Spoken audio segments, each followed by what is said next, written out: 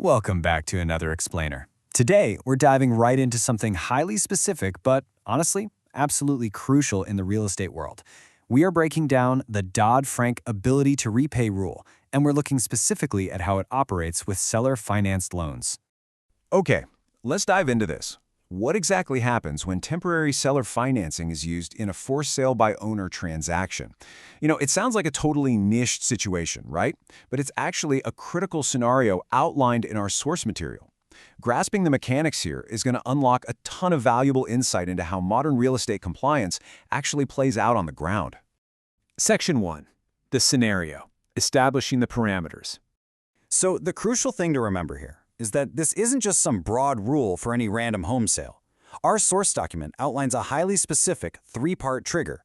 First, Nationwide Real Estate Acquisitions LLC is involved. Second, it's structured as a for sale by owner transaction. And third, and honestly this is the really important piece of the puzzle right here, temporary seller financing is being used. So all three of these precise elements have to align. And when they do, a very specific protocol automatically kicks in. Section 2. The requirement. The mandatory action. Bam! The transaction hits a mandatory checkpoint. The potential homebuyer absolutely must be pre-screened. And not just by anyone either. They have to go through a third-party licensed residential mortgage loan officer. So we're not talking about a casual glance over some bank statements by the person selling the house. No way. It's a formal, strictly required screening process conducted by an independent, fully licensed professional who is specifically trained in residential mortgages. Now, what's really interesting about this slide is the overarching why. What is the actual reason for this rigid requirement?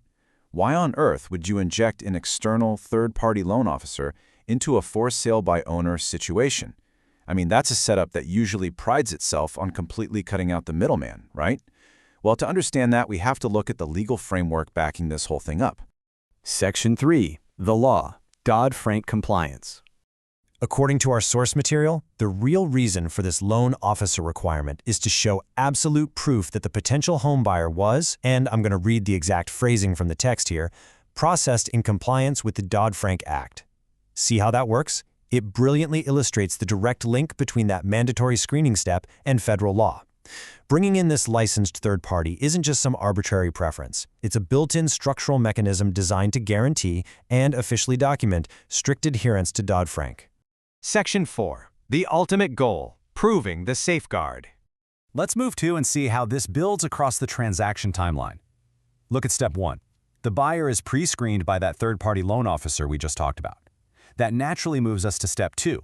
That specific screening provides the necessary, rock-solid proof of Dodd-Frank compliance, which leads perfectly into step 3, generating concrete proof of the buyer's actual capability to handle the seller-financed loan.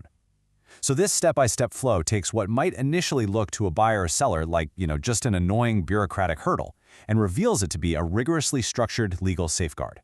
And honestly, that entire step-by-step process we just looked at, it all boils down to 3 fundamental words: ability to repay. This is the absolute core takeaway of our text today, folks. It's the whole reason for this entire workflow. The Dodd-Frank Act flat-out mandates that we must verify a borrower can actually afford their loan. By forcing the potential buyer through a licensed residential mortgage loan officer, even in a private, temporary seller finance deal, the system ensures there's objective, professional proof of this ability to repay. It's literally designed to ensure the transaction stays fully compliant with the law and financially viable for everyone involved. Which leaves us with a pretty fascinating question to ponder as we wrap things up today. How do these mandatory steps fundamentally reshape the security and trust in modern seller-financed real estate transactions? Think about it. By taking a traditionally informal, handshake-style process like a for sale by owner deal and injecting a strict, legally mandated verification of the buyer's ability to repay, we're looking at a system that basically mathematically engineers trust through compliance. It's a powerful reminder that in modern real estate, safety and legality are built step by step. Thank you so much for joining me for this explainer. I hope this brought some serious clarity to a complex topic, and I'll catch you next time.